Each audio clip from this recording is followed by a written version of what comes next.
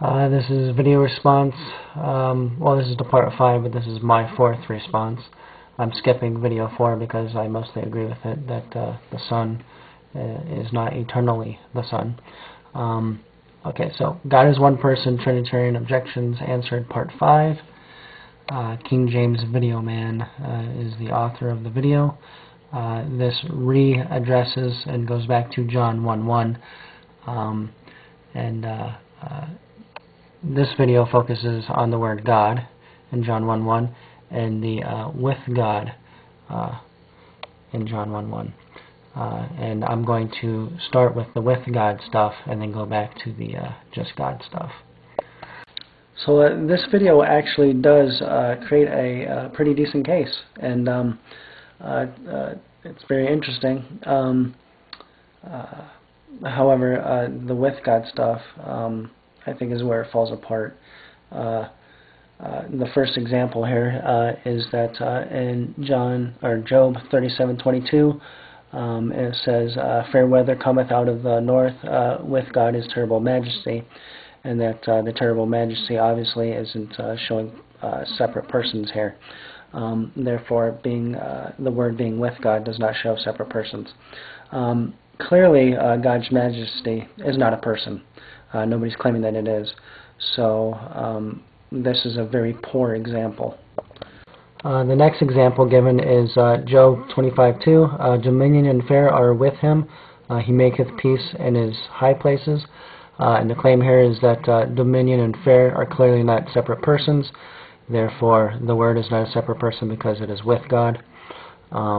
Clearly, dominion is not a living entity, and fair is not a living entity.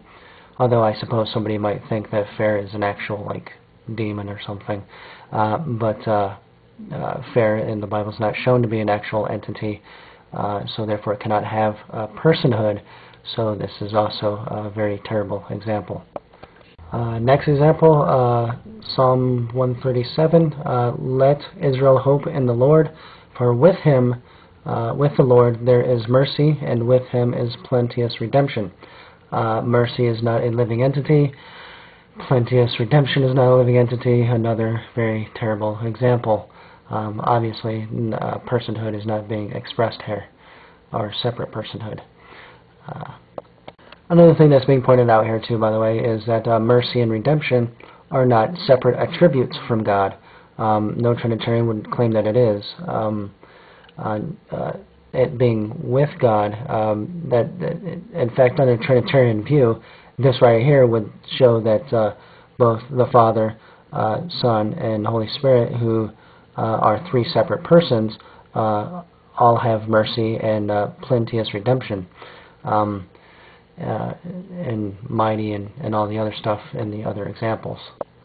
Now, one could look up where it says with God throughout all of the Bible, if you wanted to see all the examples, or you could just find one that shows that separate persons can be with God.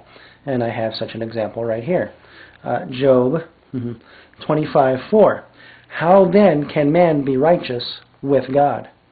Man, are we God? Are we separate persons from God? Yes, we are. How can we be righteous with God? So being with God does not necessarily mean being the same person as God. Another example actually would be in Exodus. I believe Exodus 3:6. It doesn't say, the phrase isn't there that Moses was with God, but it's quite clear that he was indeed with God, and they're two separate persons. Now this is an interesting case. If you just look at John 1:1 all on its own, and you just read it in the Greek, it says that the Word was with Theos, and the Word was Theos.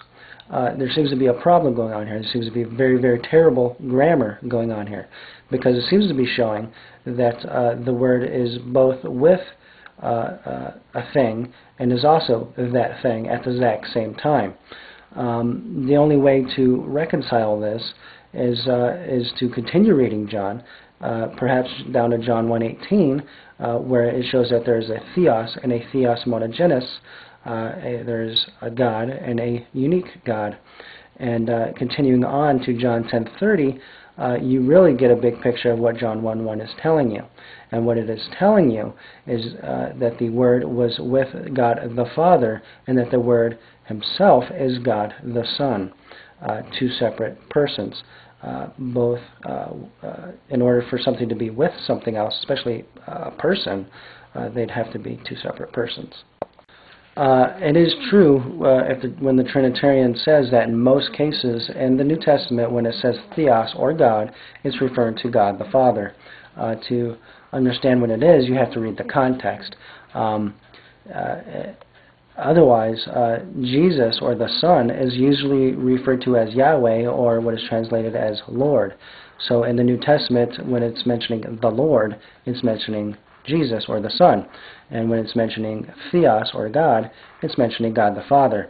So it is actually quite clear throughout all of the New Testament that the authors unanimously tried to make the separation between both the Father and the Son, as though perhaps they were two separate persons. However, in a couple of cases, Jesus is referred to as theos. John 1:1 is one of those examples. John 1:18 is another one. And John 20:28 is yet another one. However, that one's very interesting because he's both referred to as the Lord and God in that case. And other examples would be Romans 9:5 and 1 John 5:20.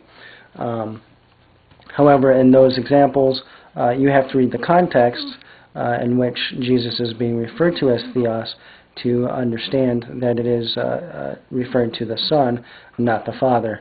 However, in most cases, the God the Father is theos, and God the Son is the Lord in the New Testament.